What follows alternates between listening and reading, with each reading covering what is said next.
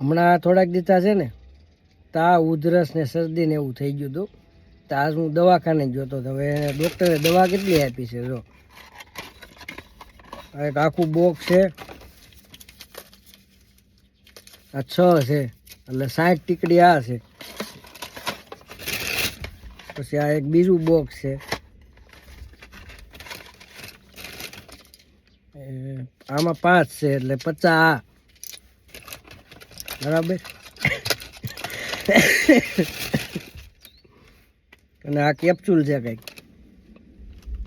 આ છે 30 નંગ છે એટલે 60 ને 50 ને 30 140 ટીકડી આ છે. અને હજી 2 પ્રકારની દવા મેડિકલે હતી નહીં એટલે એણે એવું કીધું છે ઈમેલ આવશે આવતીકાલે, એટલે આવતીકાલે પાછી લેવા જવાની છે. એટલે 2 પ્રકારની દવા છે એટલે એમાં હજી કેટલી હોય ખબર નથી. એને લગભગ 50 તો એ છે જ, તે 2 પ્રકારની છે એટલે 2 કદાચ 25 હોય તો એટલે 250 જેવી ગોળીઓ છે. હવે તાવ શરદી માથામાં આટલી બધી ગોળીઓ આપી છે બરાબર. એટલે આ દવા પી પીને મારે લગભગ દિવાળી તો આવી જાય એટલી બધી ટીકડીઓ આપી છે. દિવાળી સુધીનો કોર્સ થઈ જાય લગભગ, ત્યાં સુધીમાં તો આ શરદી ઉધરસ લગભગ મને એમ છે વગેરે દવાએ તે સારું થઈ જાય, પણ દવા પીવી જલ્દી રાહત મળી જાય ને એમ.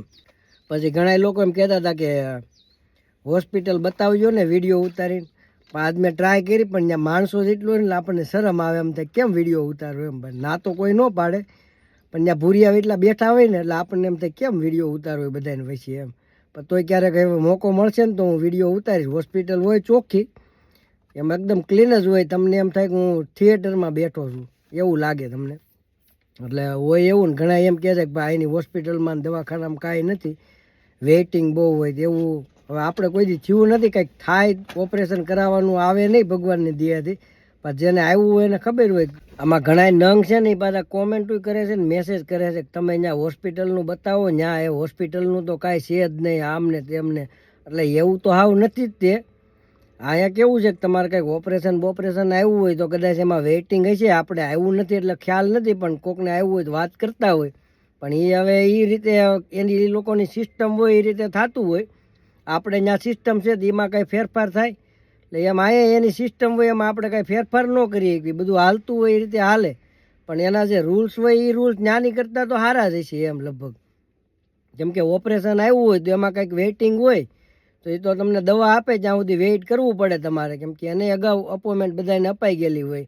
એટલે સિસ્ટમ એમ હાવ ઓલી નથી, એમ થોડી ઘણી સારી છે. પણ અહીંયા કેવું તમને રોગ હોય તો પાછું એનું સોલ્યુશન થાય હોતા ને એમ.